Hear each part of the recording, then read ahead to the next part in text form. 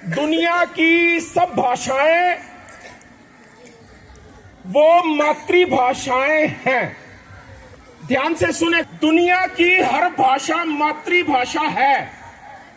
किसकी मातृभाषा है? जिस बच्चे को वो मां से मिली है, जो मां बोलती है, जिस बच्चे को वो लोरियों से, शुरुआती बातचीत से मिली है, वो मातृभाषा है। यदि हम बात करें तो हरियाणवी आपकी मातृभाषा हो सकती है, मां बोली हो सकती है। कुछ विद्यार्थियों की मां बोली पंजाबी भी हो सकती है। कुछ बच्चों की, यदि हमारे स्कूल में विद्यार्थी पूर्वी उत्तर प्रदेश या बिहार से कुछ विद्यार्थी हैं, तो उनकी भोजपुरी अवधि भी हो सकती है। और इन सब बोलियों को, भाषाओं को एक सूत्र में पिरोने का काम जिनके नाम से जानी जाती है, वो हिंदी है।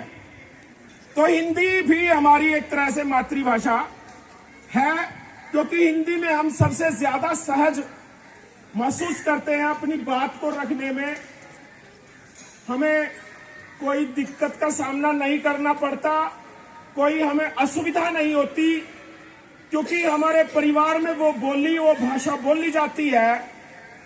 तो हम वो भाषा बोलने में, हमें अपनी बात को रखने में, अपनी भावनाएं प्रकट करने में, सवाल करने में, कोई चीज सोचने में, चिंतन करने में, वो भाषा हमारे लिए सहायक का कार्य करती है।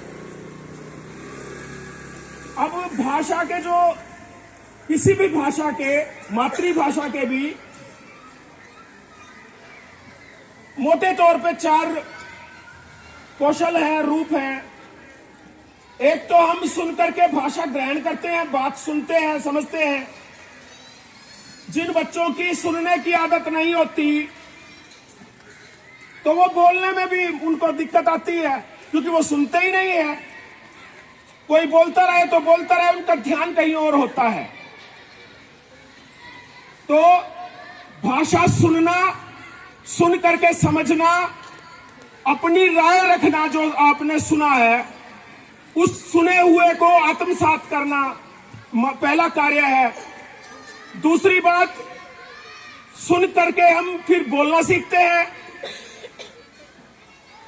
बोल करके अपनी बात कहना, कहानी के रूप में कहना, कविता के रूप में कहना, किसी और क्रिएटिव माध्यम में कहना, नाटक के रूप में कहना। हमारे बच्चे बहुत सारे नाटक में हिस्सा ले चुके हैं, तो नाटक में कलात्मक तरीके से बात कही जाती है, और अन्य विधाओं में अपनी बात कहना।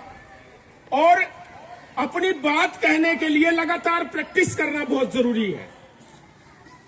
हमारे बच्चे डिबेट में भी पार्टिसिपेट करके आए हैं, और भाषण प्रतियोगिता में भी हिस्सा लिया है।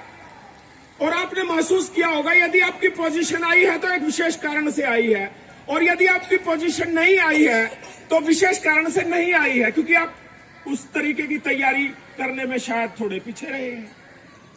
तो बोल करके अपनी बात कहना, सवाल करना, और अपनी जज्बात जैसा आप महसूस करते हैं, महसूस करना और उसको व्यक्त करना, ये हमारा कार्य है। जो 2 कौशल हैं भाषा के, उनमें से एक है पढ़ना, जो स्कूल में हम करते हैं। बहुत सारी किताबें हमारे पढ़ने के लिए निर्धारित की गई हैं। पढ़ने के लिए लाइब्रेरी है, लाइब्रेरी के अंदर बहुत सारी किताबें हैं। गांव के अंदर इतनी बढ़िया लाइब्रेरी है, बहुत सारी किताबें हैं। पढ़ने की हमारी आदत बनी है कि नहीं बनी है? कि किताब हम ढो करके लाते हैं और ढो करके ले जाते हैं, कहीं ऐसा तो नहीं है?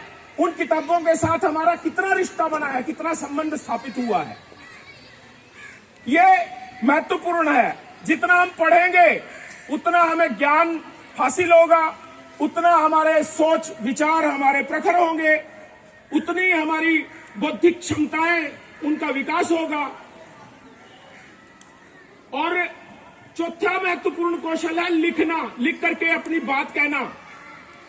बहुत सारे बच्चे सिर्फ इसलिए पिछड़ते हैं क्योंकि भाषा में पिछड़े हुए होते हैं, पढ़ने की उनकी आदत नहीं होती, लिख करके वो प्रकट नहीं कर पाते।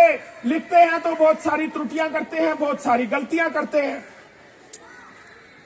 मात्राओं की गलती, बिंदी की गलती और शब्द निर्माण की गलती, वाक्य नहीं बनता ठीक से और अपनी बात वो कह नहीं पाते, लिख करके औरों के सामने प्रकट नहीं कर पाते।